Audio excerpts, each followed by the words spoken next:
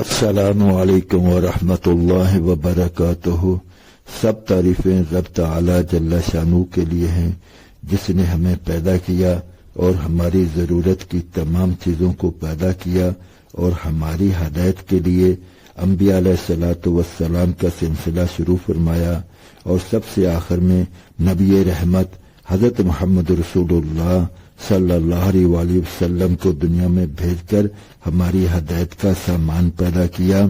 لاکھوں کروڑوں اربوں کھربوں اور لا تعداد اور لا محدود درود و سلام علی محمد وعلی آلہ واصحابہ وازواجہ وبناتہ وبارک وسلم۔ آج ہماری گفتگو تقدیر الہی سے متعلق ہے۔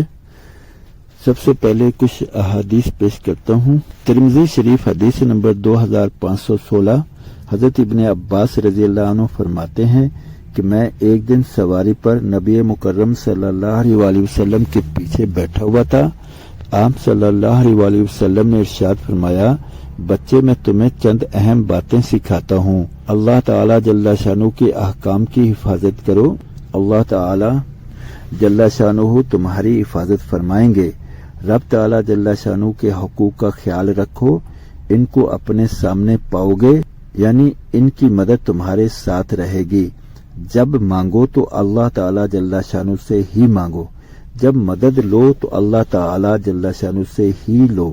اگر ساری امت جمع ہو کر تمہیں کچھ نفع پہنچانا چاہے تو وہ تمہیں اتنا ہی نفع پہنچا سکتی ہے جتنا کہ اللہ تعالی جل شانہ نے تمہارے لیے تقدیر میں لکھ دیا ہے، اور اگر سب مل کر نقصان پہنچانا چاہیں تو اتنا ہی نقصان پہنچا سکتے ہیں جتنا کہ اللہ تعالی جل شانہ نے تمہارے لیے تقدیر میں لکھ دیا ہے۔ تقدیر کے کلموں سے سب کچھ لکھوا کر ان کو اٹھا لیا گیا ہے، اور تقدیر کے کاغذات کی سیاہی خشک ہو چکی ہے، یعنی تقدیری فیصلوں میں ذرہ برابر بھی تبدیلی ممکن نہیں۔ مجموع الزوائد جلد 7 صفحہ 404 پر طبرانی شریف کے حوالے سے، اور یہ روایت مسند احمد میں بھی ہے۔ حضرت ابو درداء رضی اللہ عنہ سے روایت ہے، نبی مکرم صلی اللہ علیہ وآلہ وسلم نے ارشاد فرمایا، ہر چیز کی ایک حقیقت ہوتی ہے، کوئی بندہ اس وقت تک ایمان کی حقیقت کو نہیں پہنچ سکتا جب تک کہ اس کا پختہ یقین یہ نہ ہو کہ جو حالات اس کو پیش آئے ہیں وہ آنے ہی تھے، اور جو حالات اس پر نہیں آئے وہ آ ہی نہیں سکتے تھے۔ علماء کرام نے اس جگہ لکھا ہے، انسان جن حالات سے بھی دوچار ہو، اس بات کا یقین ہونا چاہیے کہ جو کچھ بھی پیش آیا وہ اللہ تعالی جل شانہ کی طرف سے مقدر تھا، اور معلوم نہیں کہ اس میں میرے لیے کیا خیر چھپی ہوئی ہو۔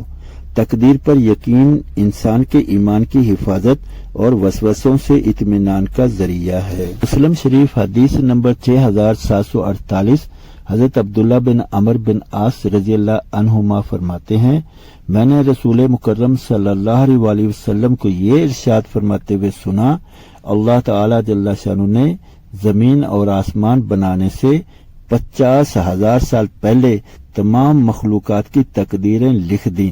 اس وقت اللہ تعالی جل شانہ کا عرش پانی پر تھا۔ مسند احمد جلد توم صفحہ 181 پر حضرت عبداللہ بن عمر بن عاص رضی اللہ عنہما سے روایت ہے کہ نبی مکرم صلی اللہ علیہ وآلہ وسلم نے ارشاد فرمایا، کوئی شخص اس وقت تک مومن نہیں ہو سکتا جب تک کہ ہر اچھی بری تقدیر پر ایمان نہ رکھے۔ ترمذی شریف حدیث نمبر 2145، حضرت علی المرتضی رضی اللہ عنہ سے روایت ہے، رسول مکرم صلی اللہ علیہ وآلہ وسلم نے ارشاد فرمایا، کوئی بندہ مومن نہیں ہو سکتا جب تک کہ 4 چیزوں پر ایمان نہ لے آئے، اس بات کی گواہی دے کہ اللہ تعالی جل شانہ کے سوا کوئی ذات عبادت کے لائق نہیں، اور میں یعنی محمد رسول اللہ صلی اللہ علیہ وآلہ وسلم اللہ تعالیٰ کا رسول ہوں، انہوں نے مجھے حق دے کر بھیجا ہے۔ نمبر 2، مرنے پر ایمان لائے۔ نمبر 3، مرنے کے بعد دوبارہ اٹھائے جانے پر ایمان لائے۔ نمبر 4، تقدیر پر ایمان لائے۔ ابو داؤد شریف حدیث نمبر 3700، حضرت ابو حفصہ رحمۃ اللہ علیہ فرماتے ہیں، حضرت عبادہ بن صامت رضی اللہ عنہ نے اپنے بیٹے سے کہا، میرے بیٹے، تم کو حقیقی ایمان کی لذت ہرگز حاصل نہیں ہو سکتی جب تک کہ تم اس کا یقین نہ کر لو کہ جو کچھ تمہیں پیش آیا ہے تم اس سے کسی طرح چھوٹ نہیں سکتے تھے، اور جو تمہیں پیش نہیں آیا وہ تم پر آ ہی نہیں سکتا تھا۔ میں نے رسول مکرم صلی اللہ علیہ وآلہ وسلم کو یہ ارشاد فرماتے ہوئے سنا ہے کہ جو چیز اللہ تعالی جل شانہ نے سب سے پہلے بنائی وہ قلم ہے، پھر اس کو حکم دیا لکھ۔ اس نے عرض کیا، پروردگار کیا لکھوں؟ ارشاد ہوا، قیامت تک جس چیز کے لیے جو کچھ مقدر ہو چکا ہے وہ سب لکھ۔ یہ تو عبادہ بن صامت رضی اللہ عنہ نے کہا، میرے بیٹے، میں نے رسول اللہ صلی اللہ علیہ وآلہ وسلم کو یہ ارشاد فرماتے ہوئے سنا ہے، جو شخص اس یقین کے علاوہ کسی دوسرے یقین پر مرے گا اس کا مجھ سے کوئی تعلق نہیں۔ ترمذی شریف حدیث نمبر 2396 حضرت انس رضی اللہ عنہ روایت کرتے ہیں کہ نبی مکرم صلی اللہ علیہ وآلہ وسلم نے ارشاد فرمایا، جتنی آزمائش سخت ہوتی ہے اس کا بدلہ بھی اتنا ہی بڑا ملتا ہے۔